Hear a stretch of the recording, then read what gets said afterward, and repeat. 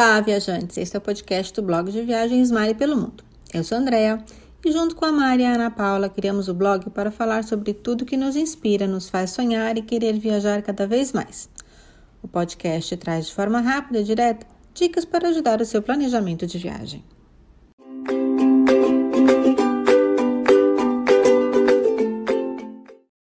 Olá, eu sou a Mari, do blog Mari pelo Mundo, e a gente está aqui para mais um podcast. Hoje o tema é super interessante, a gente vai falar sobre cruzeiros pelo mundo ou mesmo pelo Brasil.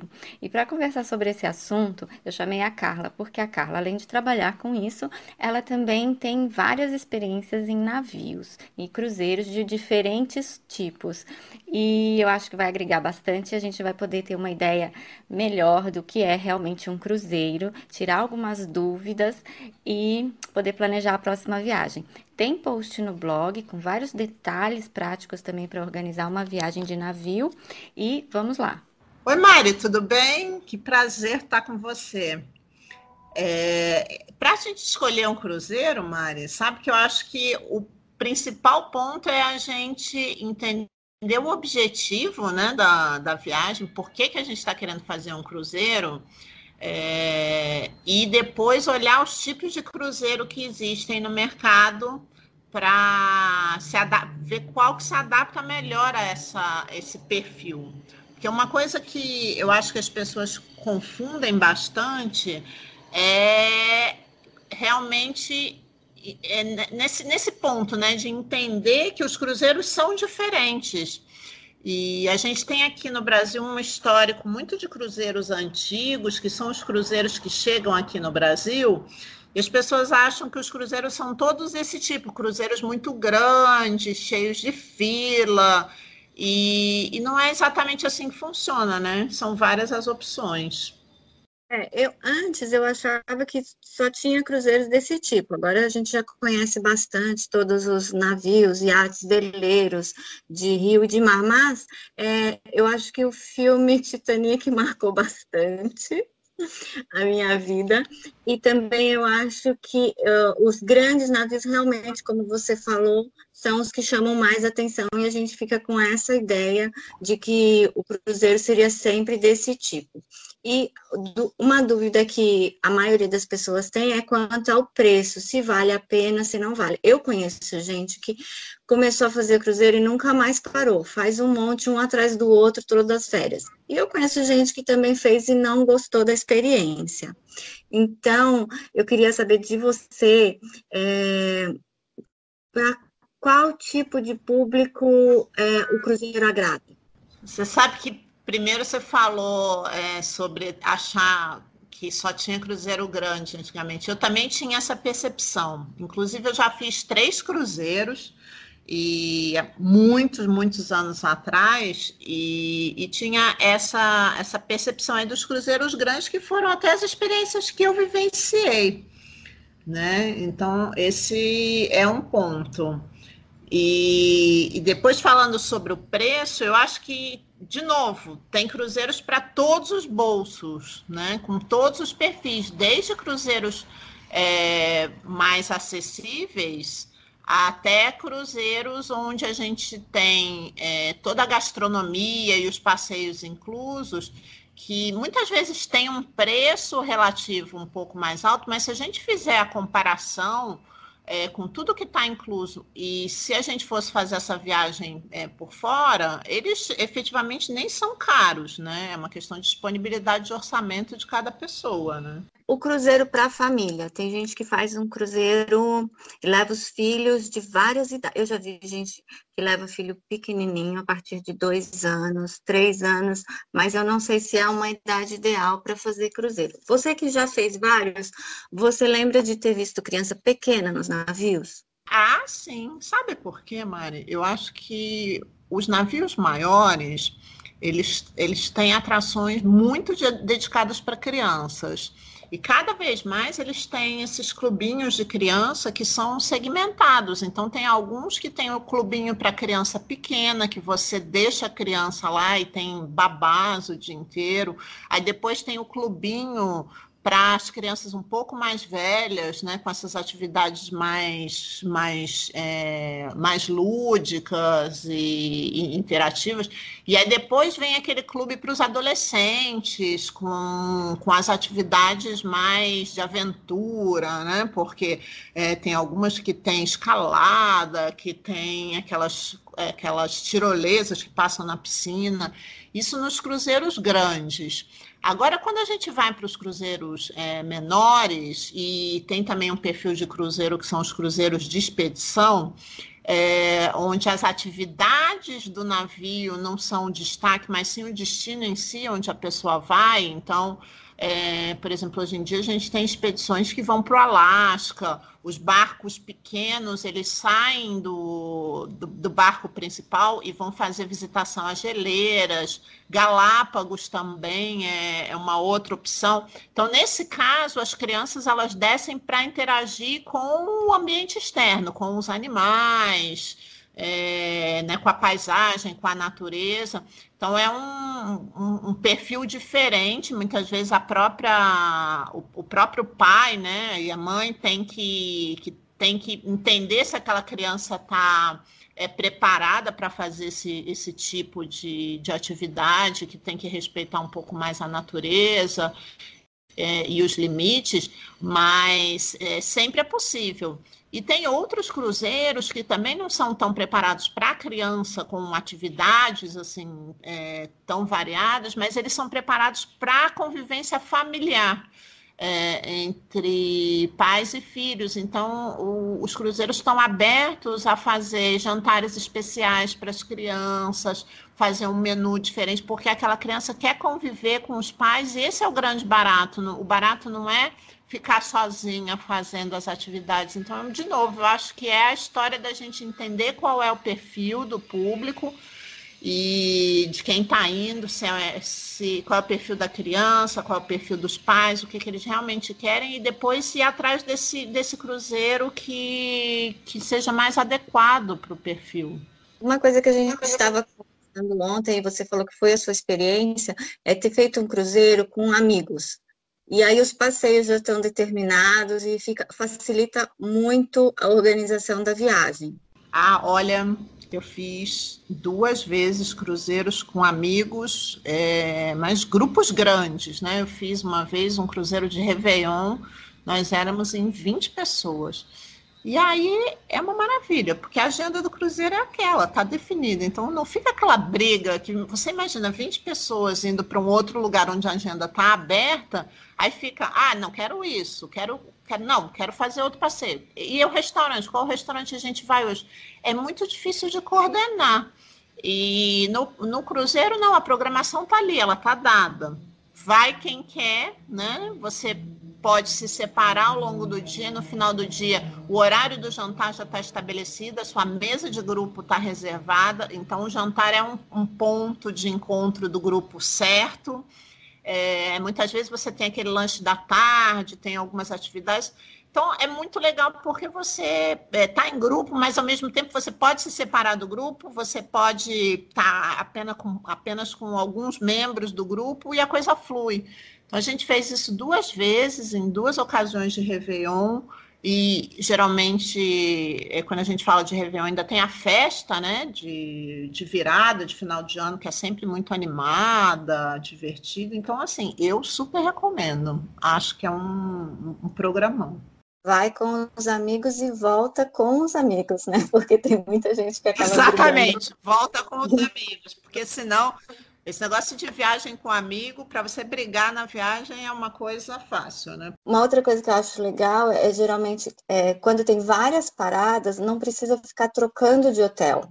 O teu hotel é o mesmo do começo ao fim, independente do número de países e cidades que você vai conhecer. Isso eu acho que é uma grande vantagem. Eu acho que, de novo, né? Eu acho que você realmente tem que pensar nesse objetivo. porque olhando por esse olhar do hotel flutuante, né, eu acho que os cruzeiros que acontecem na Europa, nos rios, são incríveis, porque são cidades pequenas que você eventualmente não ficaria vários dias realmente naquela cidade, você faria passagens.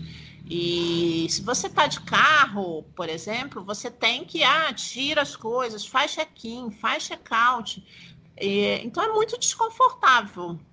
E o cruzeiro funcionando com esse olhar do hotel flutuante, quando você para em várias cidades menores, é muito prático, né? Porque muitas vezes o cruzeiro é menor, ele já atraca, né, no porto, na cidade, realmente você só desce, passa o dia. Em alguns eles dormem na cidade para você aproveitar mais de um dia naquela cidade.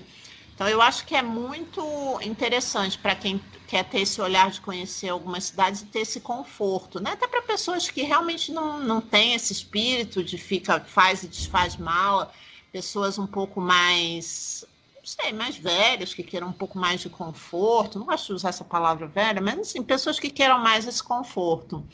Então, eu acho que é super interessante. A parte de organizar a mala, fechar a mala, levar a mala, também é super complicado. Realmente não é uma questão de idade, é uma questão de conforto mesmo. É muito chato, né? É muito chato para você ficar. Fica um dia e desfaz mala, pega trem, pega carro, pega transporte. Tem um elemento de conforto muito interessante. Os cruzeiros que têm esse formato, geralmente tem os passeios que você vai fazer em terra inclusos, e passeios muito interessantes, com olhares cultural, com olhar cultural, com olhar gastronômico, com visita à vinícola. Então, depende muito do que você está buscando. Eu acho que esses cruzeiros de Rio ali na Europa estão super na minha lista. Essa foi uma experiência que eu ainda não tive a oportunidade de fazer. O que eu estava pesquisando e eu achei muito legal é que a pessoa pode ter 2 tipos de experiência. Se ela quer já ter os almoços e jantares garantidos, ela compra o pacote com tudo. E se ela quer ter uma experiência local, conhecer os restaurantes e tal, ela deixa isso em aberto para poder explorar na cidade.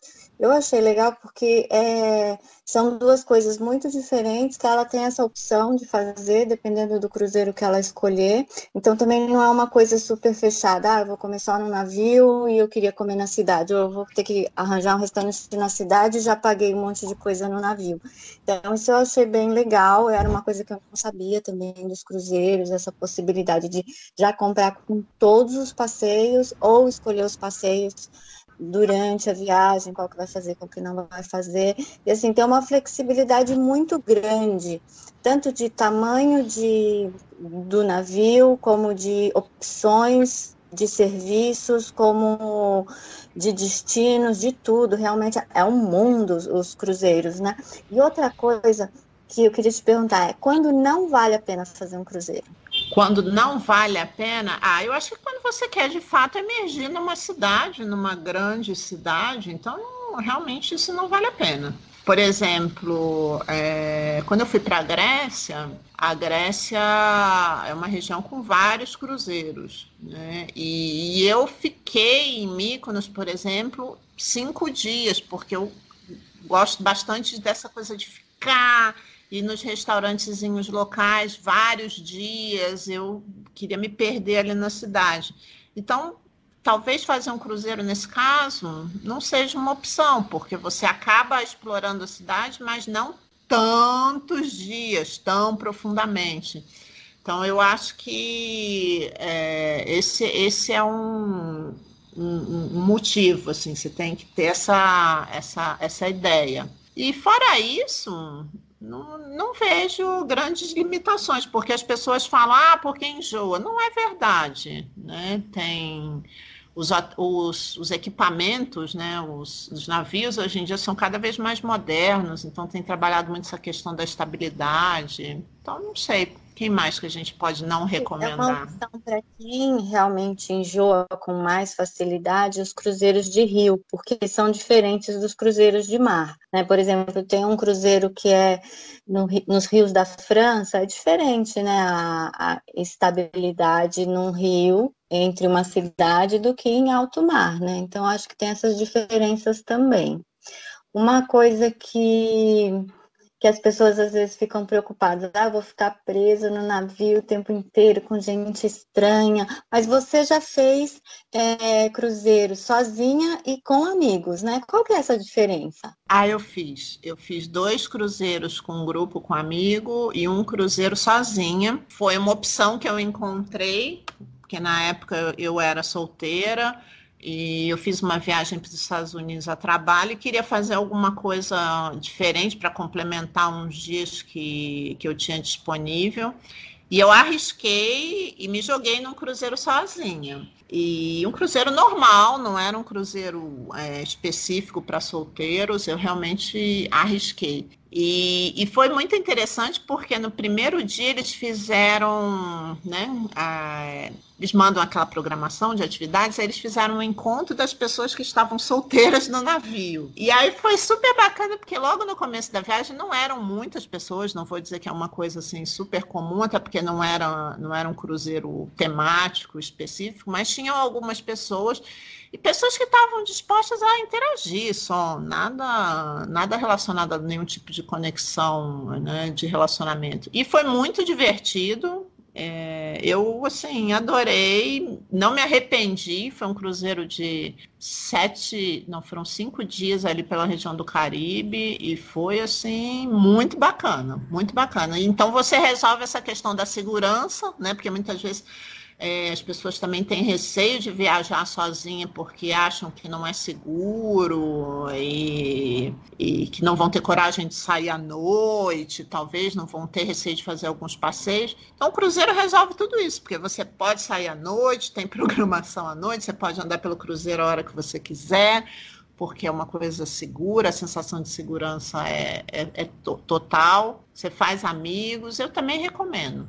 Isso é uma dica muito boa, porque não necessariamente a pessoa solteira precisa ir numa viagem para solteiros, né? Ela faz uma viagem padrão e nessa viagem conhece casados, solteiros.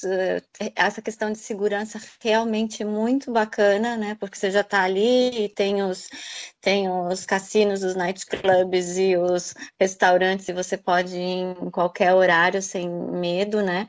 E também interagir com o pessoal do navio quando quer e ficar na sua quando não quiser, né? Então, acho bem bacana isso. Eu não tinha pensado nessa hipótese e achei bem legal. Eu, só complementando essa questão de sozinho, eu acho que as pessoas associam muito a questão de você estar viajando sozinho, então você está buscando alguma companhia amorosa, né? Digamos assim. E não necessariamente é isso. Você está a fim de interagir com pessoas, ou mesmo você está a fim de ficar sozinho. Então, é uma opção super bacana. Falando de preços, vamos lá. Então, o preço, eu sei que realmente, quando você reserva uma cabine dupla, o preço sai mais em conta do que reservar uma cabine single. E no navio acontece também a mesma. Sim. Eu acho que quando você viaja sozinha, você tem esse fator que complica um pouco os preços, independente se é navio ou qualquer lugar, né? Porque se você vai para uma cabine e você fica sozinha, geralmente você vai pagar um preço